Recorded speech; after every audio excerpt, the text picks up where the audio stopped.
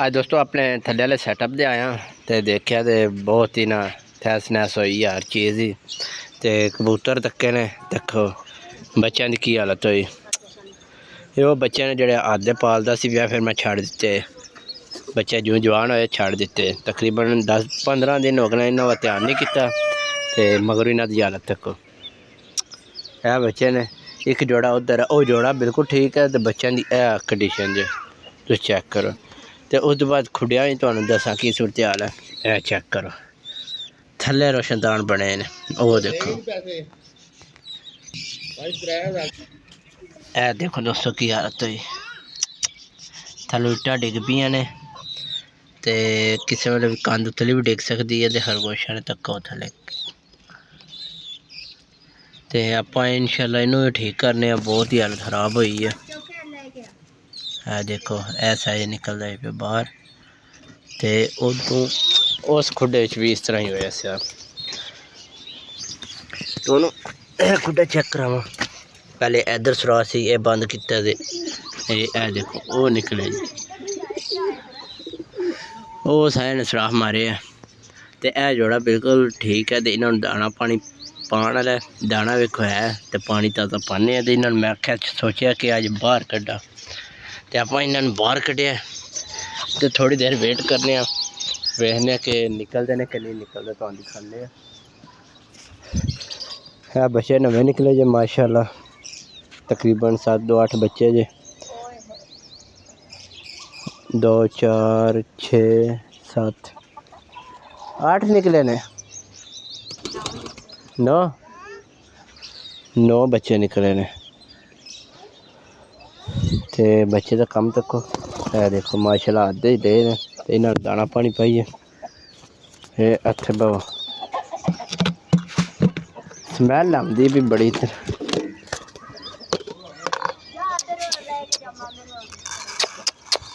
खल खल खल खल खल खल खल खल शाबाश इधर आना। तो दोस्तों तुम कमेंट दसो इन्हों का नाम की रखा जाए। एक थल्ले थल्ले वाला किधर गया इधर आ जा जा वो इत्थे इत्थे ही इत्थे इत्थे खा दाना खाओ दाना खाओ दाना खाओ। लो खरगोशा का चारा आ गया तो मुर्गियां का भी दाना पाए।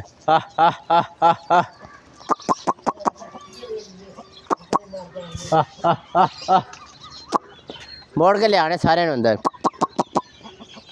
मुर्गियां सह सारे लिया सारे लिया।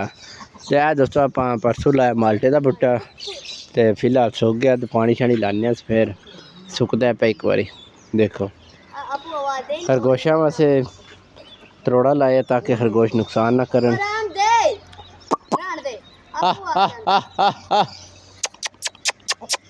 चेक करो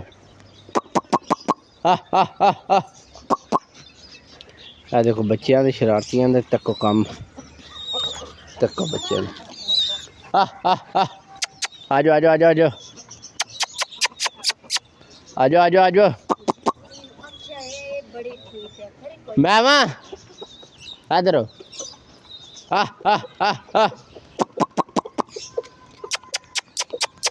आ जाओ आ जाओ आ जाओ आ जाओ आ जाओ आ जाओ आ जाओ आ जाओ।